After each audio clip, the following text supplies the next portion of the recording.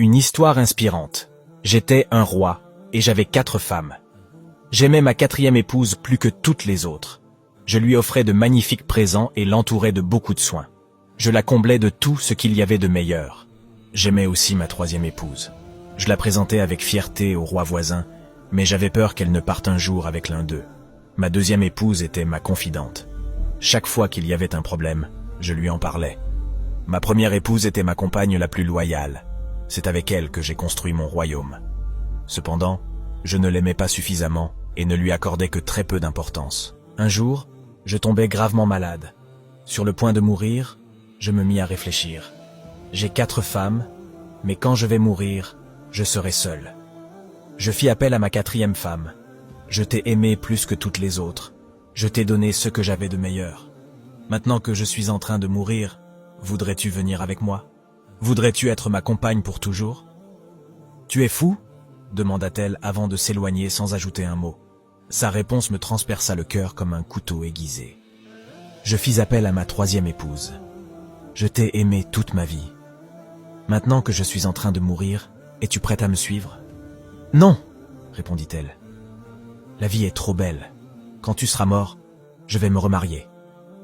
Sa réponse me surprit et me rendit encore plus triste. Ma 2e épouse vint ensuite. Je suis toujours venu vers toi dans mes moments les plus difficiles, et tu m'as toujours aidé. Maintenant, je vais mourir. Veux-tu que je te suive? Elle me regarda un court instant et dit « Je regrette vraiment de ne pas pouvoir te suivre, mais je te promets de te faire une très belle cérémonie d'enterrement. » J'étais désemparé. Toute ma vie, je m'étais trompé sur les sentiments de mes épouses. Puis j'entendis une voix dire « Moi, j'irai avec toi. Je te suivrai partout où tu iras. » C'était ma 1re épouse qui venait de parler. Je la regardai et eus honte.